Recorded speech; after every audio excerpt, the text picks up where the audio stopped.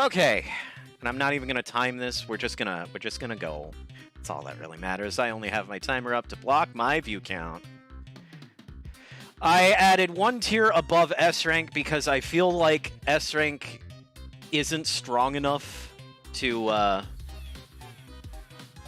S rank isn't strong enough to express my feelings for the monster in question.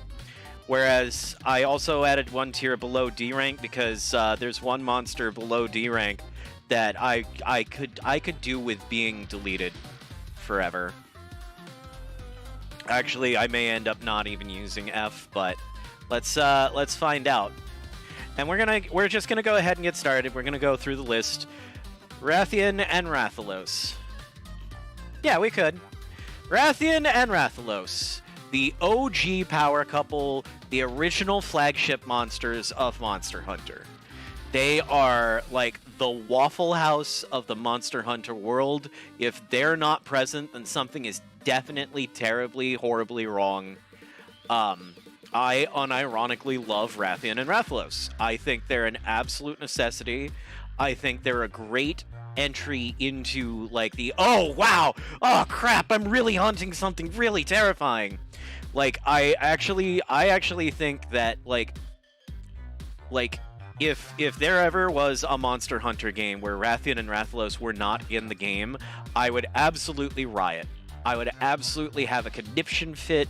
I would lose my mind. It would be that's it. You have to have Rathian and Rathalos. They are the mascots. So I'm going to put them both up in S rank because they belong there. They're not like the transcendental creatures that are reserved for S plus rank, but yes, slay, queen. All right. Next up on the list, I might hop around the list here or there just to make things more interesting or a train of thought, and I may skip some subspecies and some elder dragons and come back. Rathian, you think could stand to be cooler, only be for you. I mean, on the one hand, I can understand that, but on the other, Rathian is just she's one of those trademarks for me. I think Monster Hunter, I think Rathalos and Rathian very quickly. Is Kezu S plus for having the best battle music? No, but Kezu's battle music does increase the grade that I would have given it. One of the things about Kezu that I think is understated is the fact that Kezu does an incredibly good job at being terrifying. It is meant to be a scary monster. Its silence is meant to instill fear and discomfort. And the only weak side to Kezu, the reason why Kezu's only going at the rank it's going at, not higher, is because it isn't served well by the vast openness of Monster Hunter Sunbreak. In earlier titles, whenever you saw Kezu, like, the caves were low enough that you would actually see it up on the ceiling, starting at its attacks from there, and you could actually, like, go through these caves and totally miss it. And that kind of sent, like, it's the only time I've ever had a jump scare in a video game that I was cool with. Kezu was great like that, but the fact that it's kind of degraded a bit in Sunbreak and Rise because it's just, oh, slightly unnerving monster with electricity. So it doesn't have the same creep out factor, but it's not a bad monster. So Kezu's going in B rank. It's good. It's good. It's a necessary thing, but it's like eh. And just as like an example, anything that's at C rank is like, yes, this is necessary for the game. D, I could live without. F, I would be happy if you deleted. All right. Kezu is just gross. You're just like, nope, do not want. All right. So, Baroth. Baroth was added in World, if I remember correctly, and it's just not a monster you see often in Sunbreak, which is a shame, because I think, like, the hardness and the train chugging charge sound is a cool thing. I think it's a neat monster, and I wish, like, it was one of the monsters that, when it premiered in World, it really played up, like, the terraforming aspect, because of you. Basarios? I thought Basarios was down here. Where the hell is Baroth then?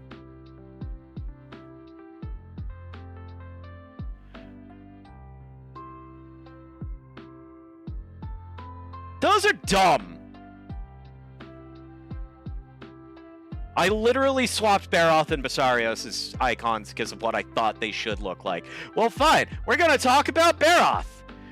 Because I like Mr. Rock for a face. Unfortunately, he got nerfed in Sunbreak because they didn't want to do as much with the whole mud thing. He was great in World because you had to play with the whole mud thing. But in Sunbreak, he's merely he's okay. He's a C rank. And then we'll go to Basarios because Basarios is here. I get thrown off because I see the green and I think mud and mold and moss. And then I see the orange and I think the desert color that Basarios is. So I'm irked and growl. Getting to Basarios, I think Basarios is actually like a nice change to how the monster should be. I like the fact that it can light you on fire or put you to sleep. I like the fact that it's very hard. I like the fact that it's like a slower monster that's still very much a threat and requires a slightly different skill set to deal with. I like that it's kind of like a gateway monster to teach you about having to really stop and read telegraphs, because there's a lot of bad things that happen if you don't read Basarios' telegraphs.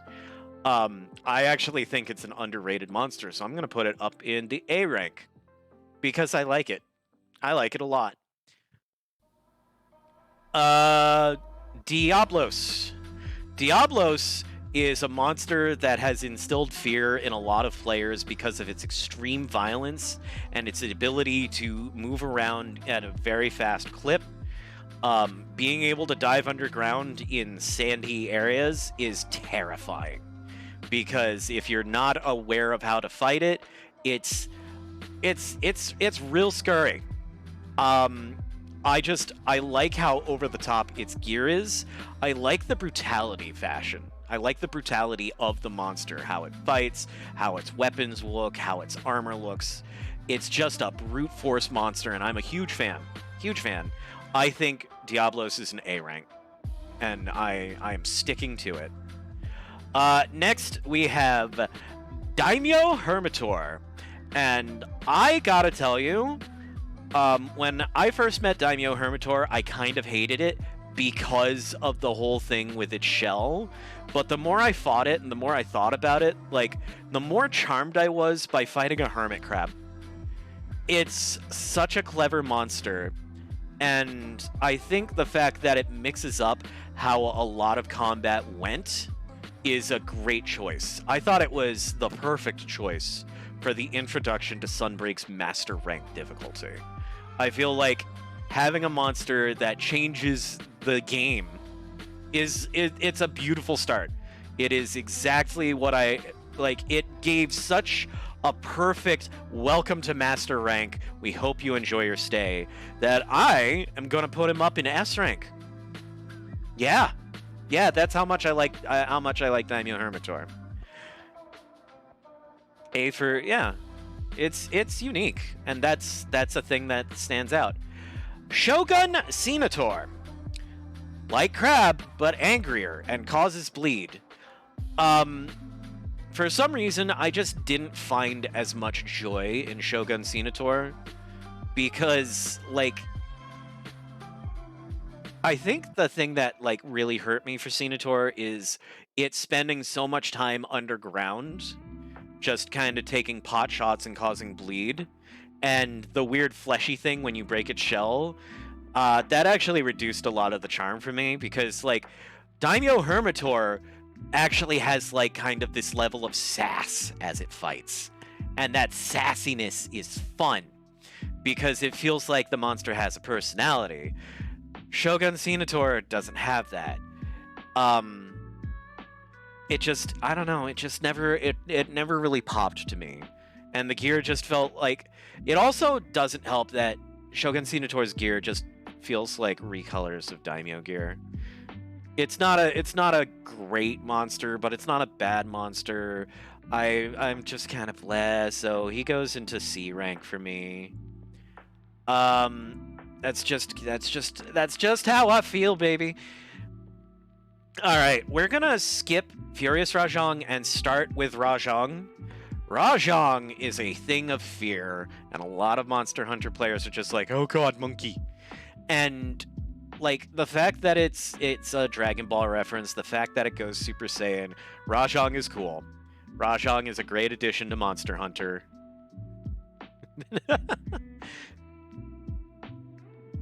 No, that's later, Goblin. I will literally download BlueStacks right now and play Mahjong Soul after this is all done. But yeah, Laser Monkey, brutality, violence, weapons that are cool and dangerous. I'm going to put Rajon up in S rank. I'm going to put him right up in S rank because I think Rajon is great. And then we get to Furious Rajon, who is like Rajon but always angry and doesn't have a tail, so you can't knock out the Fury as easily. Also a great monster to fight. Also a fun fight, if terrifying. And Monster Hunter Freedom Unite players are probably having PTSD because of the final invitation, which, yeah, same. I understand it. I get it. But the thing is that, like, while different from Rajon, I don't think it's different enough to differentiate him into a different tier. I still think it's a great monster design. I'm still very thankful to see it in Sunbreak. It's still fantastic. S rank for you, buddy! We're going to skip the Elder Dragons for now. We're going to skip the Elder Dragons because I'm going to have a lot to say about the Elder Dragons. Tigrex! Tigrex is another one of those monsters that causes a lot of fear for first-time hunters. Tigrex is the first time you hear people commonly talking about high metabolism monsters. Tigrex is very fast, very strong, very agile, and just an absolute terror all about, leading to some fights that really test your know-how. It really tests how well you know your moves, when you can attack, when you need to back off. It tests how well you know the endemic life, and how Tigrex acts in different combat situations. I think, like, I have a fondness for all of the high metabolism monsters, and you're going to hear me talking about this many times throughout this ranking series. So, that being said, Tigrex is right up there, so I'm putting Tigrex in S rank. You're going to find that I'm super fond of a lot of these monsters, so A and S rank are going to be really, really, really, really congested. Nagakuga is probably one of the coolest monster designs I've seen. I think Nagakuga is just super fun to fight. I think Nagakuga has an interesting moveset. I think the look is great. I think just Nagakuga was one of those fights that I had no problems with doing over and over and over and over again because I always had fun with it. Nagakuga is just completely unreplaceable, and Nagakuga is the first member of the S Plus Club. Fight me. Alright. Barioth, unlike Baroth, Saber-Tooth Tiger, Wyvern. Neat concept. Real fun fight. Naga probably will fight me, and I'm thankful for it. Barioth, cool concept, but, like, I just feel like, aside from the fact that, oh, kind of looks like a saber-toothed tiger with, like, wing blades, after that, there's not much to talk about. It doesn't do anything that, like, really sets itself apart, but it still looks cool. The gear is good, too, but for me, it's not one of the more super memorable monsters. I didn't have as many, like, oh, wow, that's cool moments with Barioth, but I do appreciate the design, so I'm going to have Barioth at B rank. Yeah, Monster Hunter Tri was a good time for Barioth.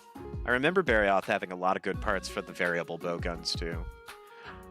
Royal Ludroth. I have a soft spot for Sponge Alligator. I do. I was actually really super thrilled when they're like, hey, we're bringing Royal Ludroth back without forcing you to fight in water. And I'm just like, that's neat. Very frustrating for all the wrong reasons. You did not like Barioth. I'm actually realizing I'm being super kind to a lot of these monsters. That'll change eventually, but... Royal Ludroth, I think the whole being a sponge and using the weight of the water in his sponge mane to deal more damage, I love that concept. I think that concept's cool as hell. I think, like, being able to focus on that instead of using him as a, hey, you want to fight underwater? No, Capcom. No one wants to fight underwater in Monster Hunter. No one. I can't think of anyone who legitimately is like, man, I miss the underwater combat. Feel free to correct me if I'm wrong in the YouTube comments. I'm serious. I would love to meet you and talk to you. But for me, I feel like having a permanently grounded... Yeah, in Monster Hunter Tri, there was underwater combat. I hated it. Because you also had an oxygen gauge. But, I think Royal Ludroth was a very fun addition, and I love my boy, and he's going up in S rank. Yeah, buddy. Alright, so I'm actually gonna do a couple of these in rapid succession as I find them. Can I move these down here? I absolutely can. Cool. So, Great Baggy, Great Roggy, Great Izuchi. So these are kind of the generic, hey, we're here. We're here. We're the basic lizardy things. The three raptor stooges. Yeah, because... And the thing is that these aren't even all of the raptor types that were in Monster Hunter. Because we've got Baggy, we've got Jaggy, we've got Roggy. Like, there's also Boggy. And it just... Yeah. Like... It's one of my less favorite things about Monster Hunter, especially because Velociprey and Velocidrome, Genprey and Gendrome. Like, I get that there's a naming convention, and it helps to lump them in together, but when you've got monsters that can be lumped in together, it's not great. It's not great. I'm putting them all in C rank. They're okay. They're necessary for the game. I don't think that not having them in the game would help the game. But however, I am going to give Izuchi a little bit higher on B rank, because at least with Izuchi, they tried to make him interesting in the fact that he's kind of a ringleader. He kind of has his little Izuchi, and they actually coordinate, and I actually thought that was kind of cool. Not cool enough to be like, oh yeah, this is the best raptor ever, but cool.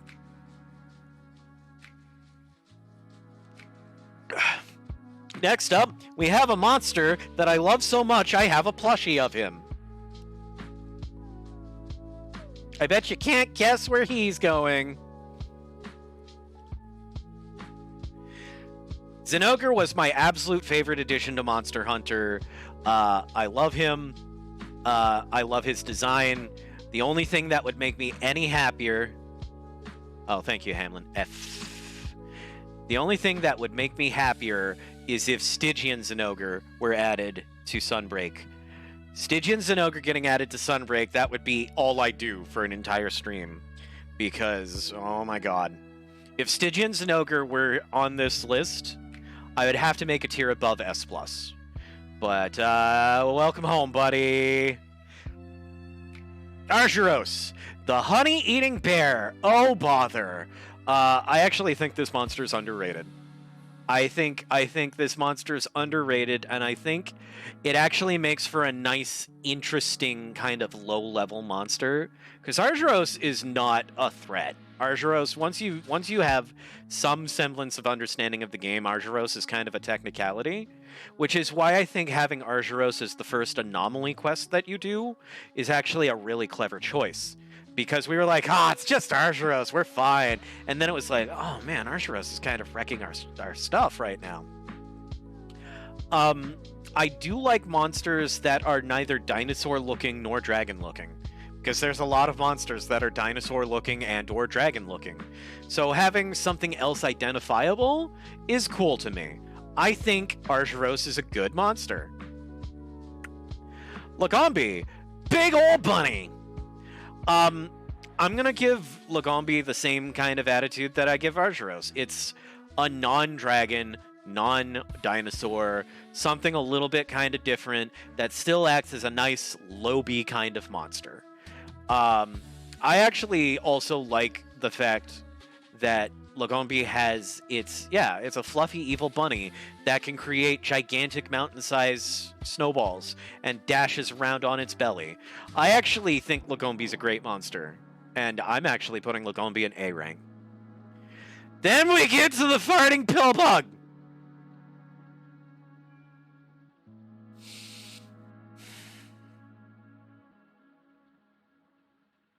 I don't like fart jokes. I have never liked fart jokes. I've never liked fart jokes. I've never liked poop jokes. I understand the concept of stench as a status anomaly. It's just not to my tastes. I've never enjoyed them. I've never enjoyed the stench mechanic. Can we not? Can we not? Just goodbye. Goodbye. Go away, Volvidon. Go away. Just get out of here. Get out of here. Alright. Goromagla and Shagarumagla. I have had my talks about these two monsters. I have told my story about just observing Goromagla for 20 minutes straight. I've talked about my story about the ending after beating Shagarumagla, where I said, oh god, I know I'm gonna start crying, and then I started crying. Hamlin, I'm gonna hard agree on that, if not for his whole farting on you stick. If he didn't have that shtick and he just relied on being nimble and roly-poly because he's a spherical pillbug, he'd actually be up at A rank, because I think conceptually that's cool. Being able to paralyze is cool. Not wanting to know what that tongue do is cool. But it's like, get away because he's gonna poop on you. No. But I'm talking too much about a pillbug when I should be talking about the glory that is Gore and Shagarumagla. I mean, people already know where they're going, but I love the way their wings are animated. I love the fact that Goromagla's wings have these big beefy arms that when he's not enraged, he keeps them close as if his wings are like a cape that he's mantling himself with. And that design aspect alone blows my mind. But the way these fights go, how intense they are, how good it feels to win them, ugh! Welcome to the throne! I can't even talk about that enough. Next, we're going to take a look at Saregios, which I think Saregios is also another underrated monster. I think Saregios' gear is super cool. I like the concept. I like the concept of bleeding because of super sharp scales. Usually, when you think of sharp things, you think of fangs and claws, and that's about it. And there's only a few monsters that really have, the whole sharp concept to them.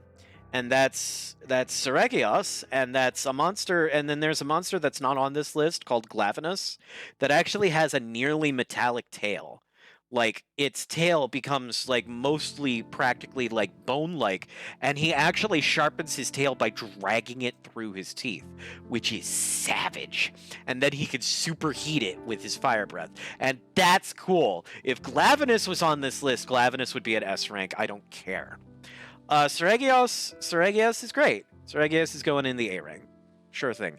Astalos is one of, I know that I comment about loving seeing monsters that are neither dragon nor dinosaur, but Astalos is one of the exceptions to the rule because Astalos is a great design. Astalos looks cool. Astalos, Gormagla, Namiel, those kinds of dragons that just have, like, there's just something neat about them. And, like, I think my favorite aspect about Astalos is his gossamer wings. Those wings just look, just stained glass gossamer butterfly looking. It's just kind of magical. So I'm gonna put Astalos in A rank. Lovely stuff. I'm noticing like how where there's like a real gap down here. Did I make a rank solely for Volvidon? You better believe it. All right. Next up on the list is Mizutsune. Mizu is one of the more unexpected designs that I had seen.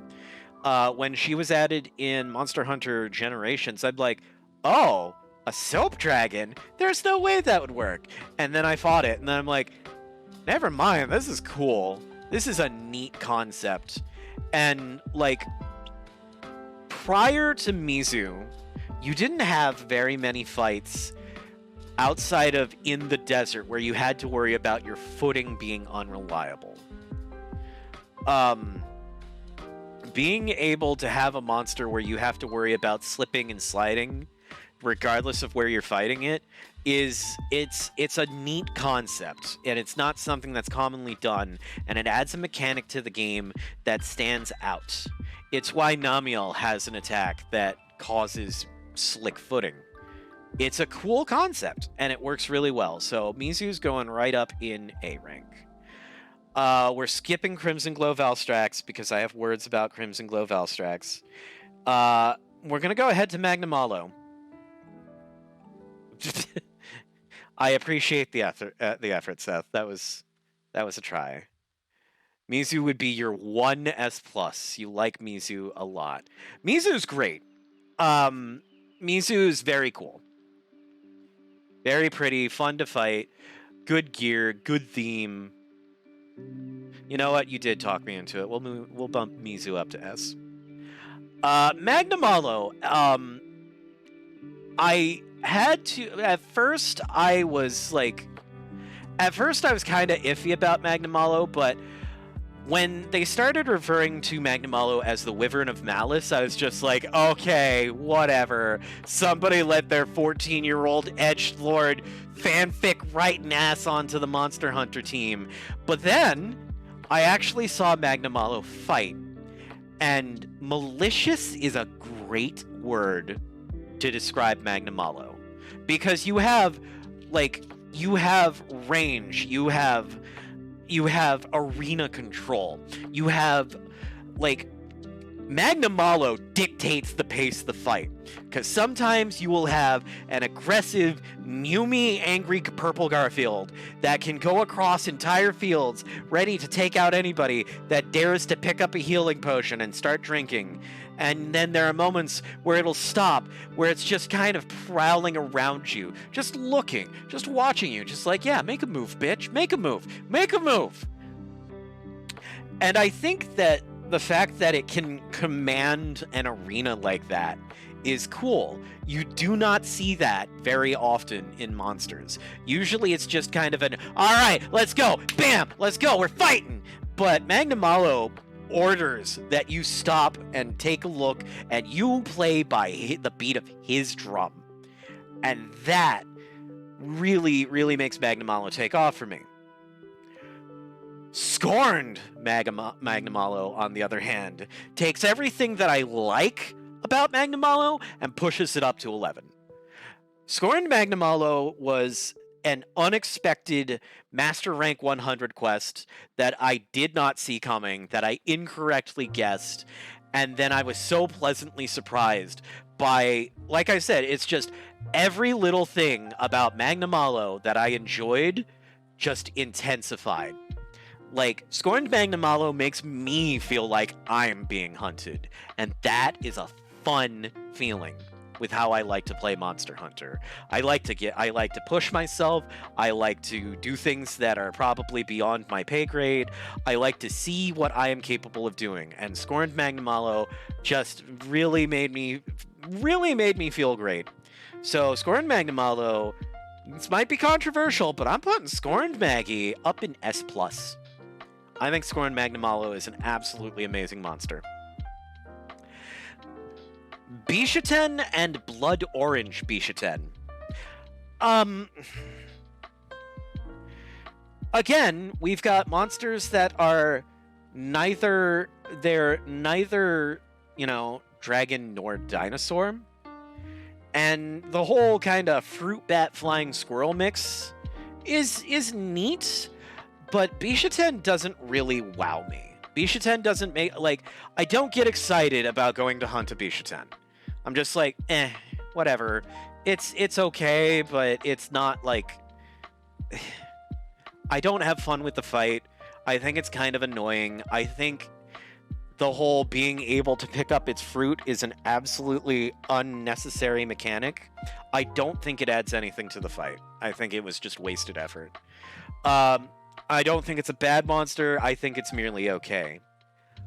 Blood Orange Bishaten, on the other hand, does away with a lot of the stuff that I'm just not thrilled about, and instead replaces it with some genuine terror. And I thought that going to Flaming Pine Cones and being able to make, like, actual danger zones aside from immediate explosions, I like the fact that the explosions are ambiguous and you have to kind of react, because sometimes it's like, and it goes out to the sides, and sometimes it creeps in from the sides. And you have to like, it's one of those monsters that makes you work to defeat it. So it is better than Bishaten. So it's going up in B rank. Actasam is a monster that does not excite me. Actasam, I think, is just, I don't know, man. Like, it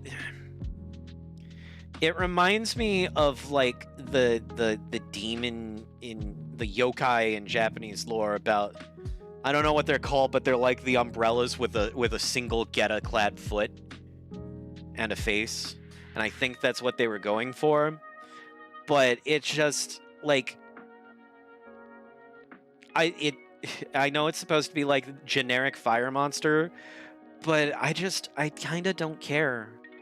And I feel bad for saying that I kind of don't care, because I know there are a lot of people who worked very hard on Actasam, but Actasam does not resonate with me. I don't think Actasam is a bad monster, but I could live without it. Sorry. Tetranodon, the Sumo Kappa Frog. Actasam is also there. Yeah. Tetranodon, on the other hand, I actually think the design for Tetranodon is pretty cool. I don't think it's like a breathtaking monster or whatnot, but I do like the fact that it, like, Tetranodon did a good job when it was an urgent quest in low rank of being like, oh, now we're gonna start getting hit hard. And Tetranodon had some rule changes that they were neat. However, Tetranodon, aside from that, also has the same Actasam problem, where after that initial moment, Tetranodon's just there. Tetranodon is just, it's just not impressive. It just exists, and that's kind of it. So Tetranodon gets to go up in C rank as okay. It's there. Somnicanth and Aurora Somnicanth. Somnicanth was a monster I wanted to like, because, like, sleep-inducing monsters are few and far between in Monster Hunter. And, like, Somnicanth was creative in how it used sleep. because creating a sleep effect that eventually causes you to get wound in to some kind of like explosion or blinding effect or special attack, I liked the concept. It reminded me of an earlier serpent monster known as Naharala. Which I wish Naharala was in this game. Naharala would be an S rank for sure. But unfortunately, Somnicanth always just kind of struck me as just kind of... Somnicanth is just there. Somnicanth is a monster that's just kind of... It's a little annoying to fight. It's a little predictable. There's not much to the Somnicanth fight. But it's not bad, so it goes in C rank. Aurora Somnicanth, on the other hand, improves pretty much everything about Somnicanth and adds a little bit of intrigue in the fact that it has all of those ice abilities and it actually can create some genuine threat. Aurora Somnicanth is great. So Aurora Somnicanth actually is 2 ahead of regular Somnicanth. Get with the time, Blood Orange Bisha 10. You're falling behind. Rachna Kadaki and Pyre Rachna Kadaki. When I heard that Rise was going to have a spider monster, I was hoping for Nursilla. Nursilla is a spider monster that just looks like a big giant spider that causes sleep through a careful sting that it launches, and then, like... Yeah, Rachna is new. Rachna is unique to Rise, as far as I know. Unless I'm dramatically mistaken. But, like... Rachna is an interesting concept, and I love the fact that they actually... I think that Rachna being fire element was one of the greatest choices they could have made, because everybody's like, oh god, it's a spider, kill it with fire, which is what you did to Nursilla. Light Nursilla on fire, and you're good. And then Rachna's just like, you fool, you absolute idiot, I am the fire. And I'm just like, oh no. Oh, God. Rachna's gear looks great. Yeah, the lore comment being where the Wirebug tech developed based off Rachna. Yeah, it's a beautiful thing. Rachna, like, contributes to the lore of the world.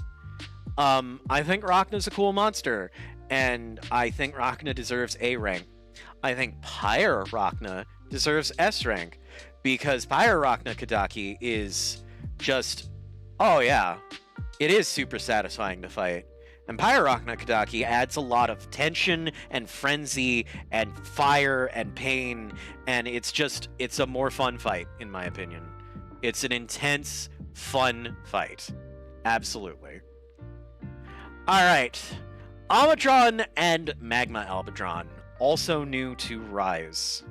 Almudron, for the longest while, was actually considered even harder to fight than Magna Malo, because Magna Malo was eventually predictable, whereas Almudron actually terraforms. And I think terraforming is an underused, understated way of making a monster difficult. I can understand why people would struggle with Armitron, especially when he can just make walls and then lob projectiles at you from behind those walls. You have to chase him down, you have to play by his rules, and I actually thought it was... I think Almudron's a great addition. Almudron's gear looks cool, Almudron just kind of does unique stuff, and I'm putting Almudron up in S rank because Almudron is pretty fantastic. Magma Almudron is Mud Grandpa but hot, except for the fact that he doesn't do as much of the arena control, crowd control, terraforming stuff that I wish he would have, because if he, I feel like Magma Almudron actually lost out on a great many of the things that made Almudron great. It's still a great monster, but it's not as great as the original. And thus far, I think he's the first subspecies monster to rate lower than the base. All the rest of them are either same tier or better. We're going to bypass Ibushi for now, We're going to bypass Narwa, and we're going to go over here to Gas Harag. Gas Harag's cool. Gas Harag is a terrifying creature, and the fact that he actually uses his frost to make his own weapons on his hands is neat, because then you have like the concept of, do I damage him, do I damage his hands, and it's fun. I think he's a fun fight. I think it's cool that he actually is intelligent enough to attack mid-air opponents with projectile attacks that are specifically aimed at them in a non-generic fashion.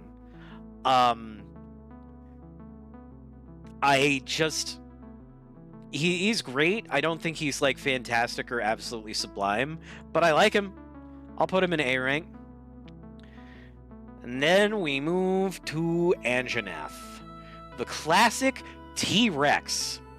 And I know that I've complained about monsters that look like dinosaurs, and this boy sure does look like a dinosaur. But I think that I have a soft spot for Anjanath on virtue of the fact that Anjanath was like a gigantic, massive gatekeeper when it came to World.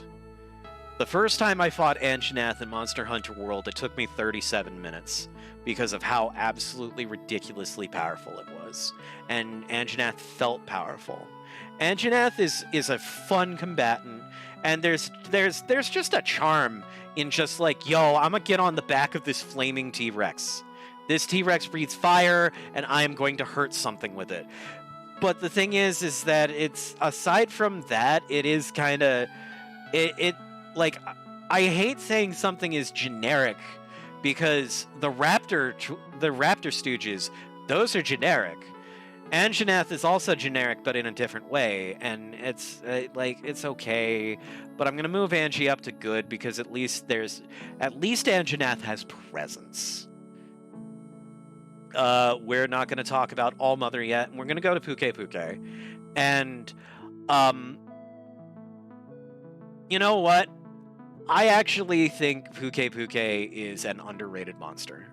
I think Puke is great because of the fact that it is so dedicated to the fact that it is poison, that it actually, like, in World, Puke was like this absolute rock star, because Puke would mess with the environment around you. Puke lost some of that in Rise, which is a shame, because it hinders Puke's presence, and I think presence is a big part of what makes a monster good or not. But I still think it's a good monster. I think it is a necessary addition. We're going to put Puke in B rank. He's okay. We're good. Kuluyaku is a silly, stupid dirt bird, and I unironically love it. I think having like a silly monster that has animated reactions, like he ponder his rock, and then he beat you with the rock, but sometimes he throw the rock, and he get real upset if you drop the rock. Kulu was a fantastic choice for the crossover event with Final Fantasy XIV, when Monster Hunter World was like, hey, let's give Kulu an Aetheryte shard.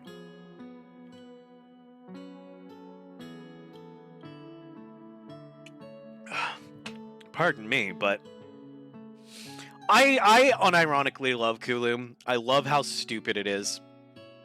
I love my derpy bird. I always kind of grin. I could not imagine a Monster Hunter game without Kulu anymore. So I'm actually, this is going to be wild, but Kulu is coming up to the S rank, because I think Kuluyaku is a fantastic addition to Monster Hunter. Juratonis was good in World, because there was a big play on the whole. Kulu is the only monster, to your knowledge, that demonstrates the ability to use tools. You know what? I like that you put it that way. I do think Kulu is a fantastic addition. And that whole using tools thing, like, especially in World, when Kulu got that Aetheryte shard in World and looked into it, and then looked down and saw that it grew stronger, it's just like, you are not taking this from me. You cannot make Crystal Yaku dropped the Aetheryte Crystal. Crystal Yaku will never throw the Aetheryte Crystal. It's like, no, you can clutch this from my cold, dead hands, which is literally the mission you have, because you can't trap him either. You have to slay it.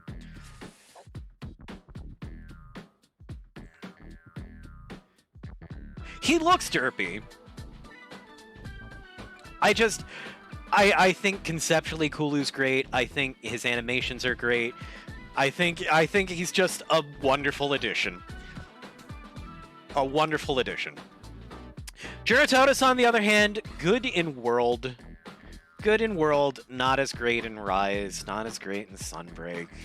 Because, like, aside from Armitron, they were so afraid of using, like, the mud mechanics in a defensive fashion. And that's what made Juratotus stand out, was the fact that it could use mud. And, like,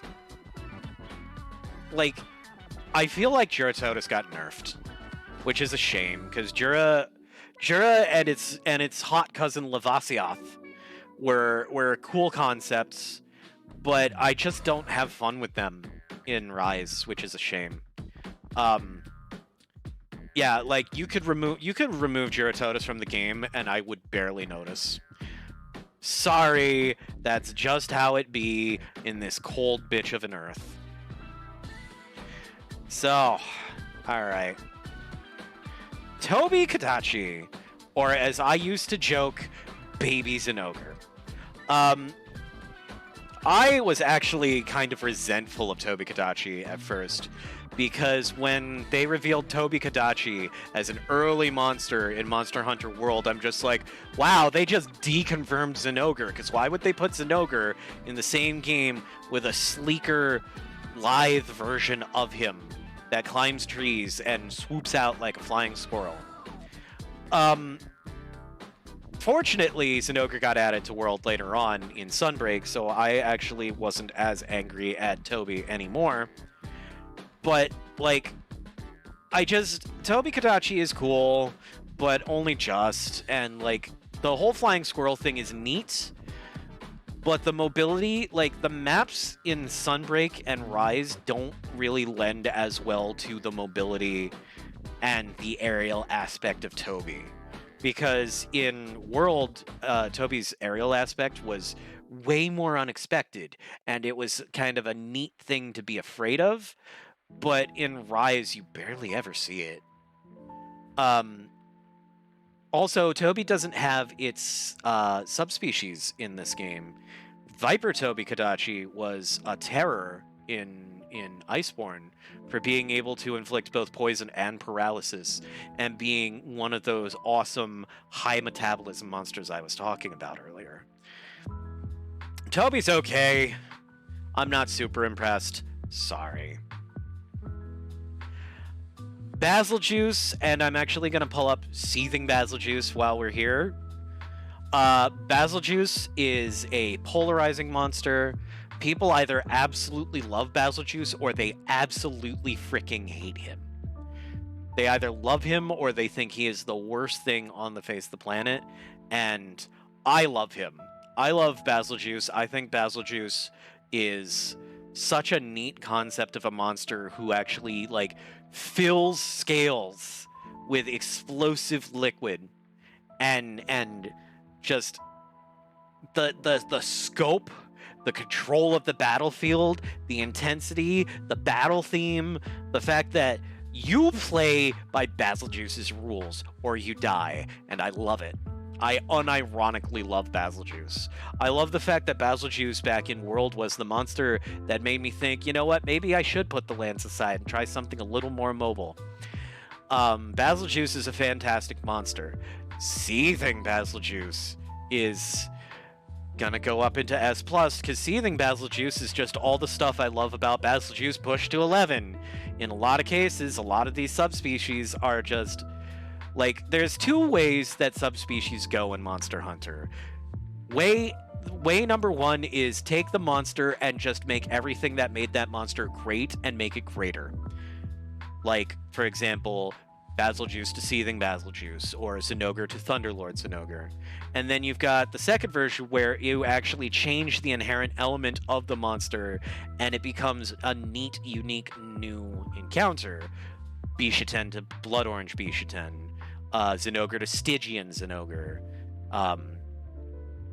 Somnicanth to Aurora Somnicanth. I'm going to do some skipping ahead a little bit. Let's go ahead and talk about the three... Actually, I'm not skipping ahead. Let's talk about the three lords. We're going to talk about the three lords of Sunbreak. Malzino, Lunagaron, and Garangolm. I actually unironically love these monsters. I think Garangolm is absolutely underrated because it's nice to see another monster that's genuinely multi-element, being both fire and water, and having some blast attacks in there. And it's nice to see a multi-element monster that isn't an Elder Dragon. The only other exception that you might see is that, like, Kezu has some stuff that's both thunder and paralysis, but Garangolm kind of takes the cake.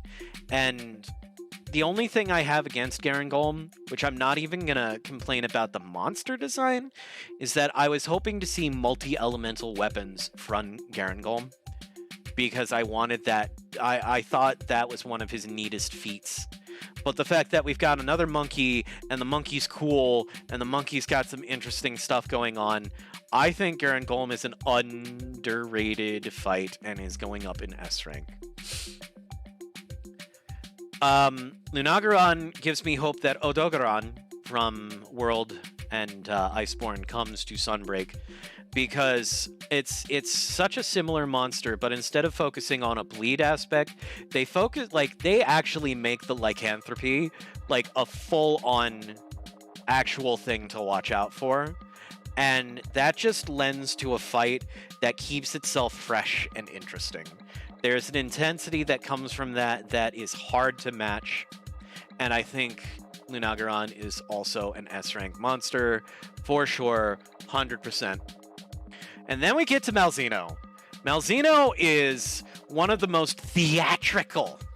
Absolutely, like, they went so hard on Malzino's design, and the fact that they actually, like, you could throw Malzino into Castlevania and nobody would bat an eyelash, but he still also works in Monster Hunter, and he works incredibly well. I think Malzino is one of the most...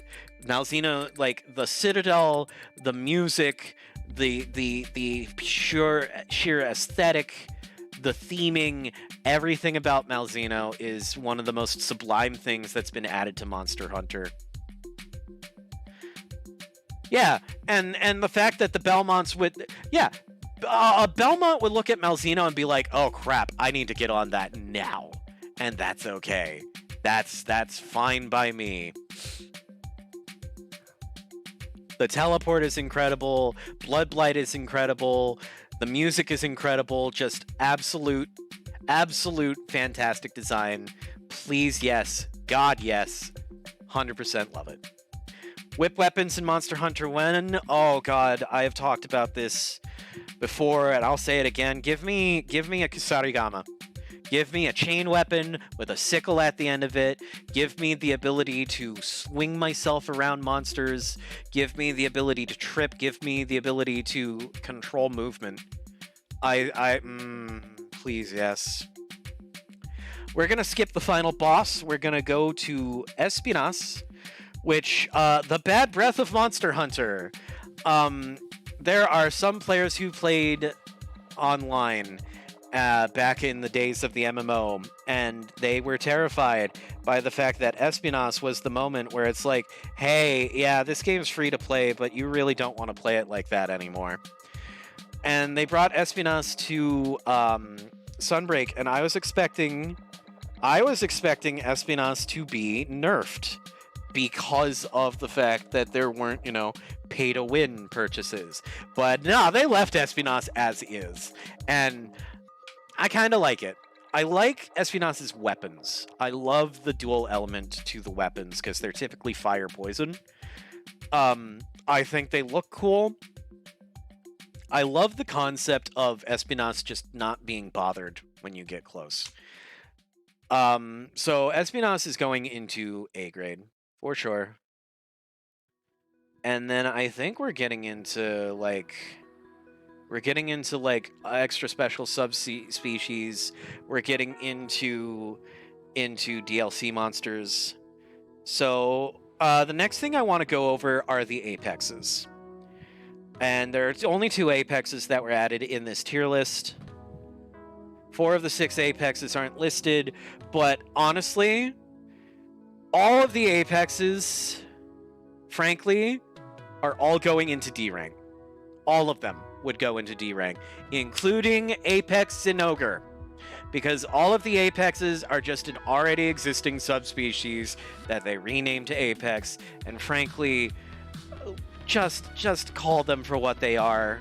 Call Apex Zinokar, Thunderlord Zinokar. Call Apex Mizutsune, Soulseer Mizutsune. Call Apex Raytheon, Pink Raytheon, because that's just what they are. That's it. That's it.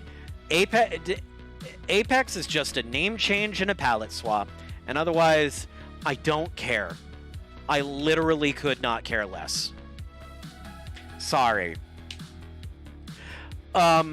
Let's go to the remaining subspecies monsters, and then I'm going to get into the Elder Dragons.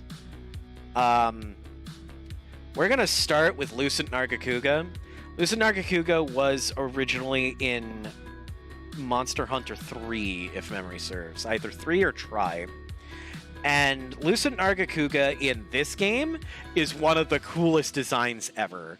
The whole going genuinely invisible, the whole graceful movement, the whole play on moonlight, the whole leaving behind a dust silhouette of its body when it disappears. Absolutely phenomenal. Pop that up into S+ where it belongs. Yeah, baby! And then we've got the bling version of the OG couple. Gold Raytheon, Silver Rathalos, and I think these 2 monsters were represented so wonderfully well in Sunbreak. I think they got the respect they deserved. I think they got buffed. I think they feel like really intriguing takes on the OG power couple. And I consider us blessed to have them in the game. Absolute banger. 100% love it. There you go. Just end of story for me. We're down to the last 7 monsters, two of which were final bosses in Rise and Sunbreak. Crimson Glow Valstrax was a final boss. But we'll just do these in order. Kushala Daura is a long-time member of the Monster Hunter community, and the Storm Empress is just... I like the design. I like the design a lot. I like the fact that she was kind of nerfed a bit in Rise and Sunbreak, because back in the day of World, if you didn't have Elder Seal on your weapons and you were using a bow, you might as well have just meleeed her to death, because her Wind Mantle caused most arrows to just kind of uselessly plink off of her and deal no damage. I wasn't a huge fan of the Elder Seal system, because it made it so that Elder Seal caused the traits and abilities that made Elder Dragons to just work less. And when you take away what makes an Elder Dragon, you just have a damage sponge. And that's not fun. However, when they brought Daura into Rise, it's just more fun to fight. It's just more fun to fight. So, A rank, for sure. There we go. Camellias, not new to Rise. I think Camellias was in one of the really early Monster Hunter games. I don't remember precisely which one. I'm sure the internet will be more than happy to correct me when I post this on YouTube. But Camellias was fun because style. It was stylistically a cool monster. It was an animated monster. I love its angry lizard stompy stomp when it gets mad. I love the fact that, like, Camellias has personality. And that's why we're going to be putting Camellias up into S rank, because Camellias is a fantastic monster for sure. Teostra, like, getting that chimera kind of looking monster look was cool. Having an Elder Dragon that didn't actually look like a dragon was cool. It's up there, because there are a few Elder Dragons that don't look like Elder Dragons at all. One of the Elder Dragons looks like a unicorn. We don't have Kirin in this game. We should, but we don't. But Teostra is forever going to have, like, a soft spot in my heart, because I feel like Teostra was represented very well in the past couple of games that he's been in. I hope that later on we see his mate show back up, because Teostra and Lunastra were an incredibly fun fight, because while we're used to monsters actively turf warring and fighting, Teostra and Lunastra actively worked together to best hunters, and that makes for a terrifying and wonderfully fun fight. If Lunastra were in this game, I'd push her and Teostra to S+ rank, but by itself, Teostra just has to settle for S. Crimson Glow Valstrax. Everybody loves Crimson Glow Valstrax. It's a fighter jet.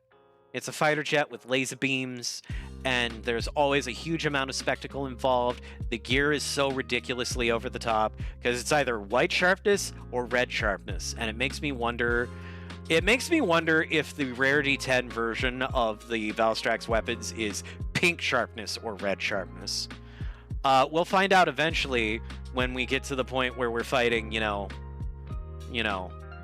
anomaly level Valstrax, upon which we're all going to cry, because we're going to get murdered. But Crimson Glow Valstrax is incredibly, incredibly fun, and we're gonna put him up into the S+ rank where he belongs.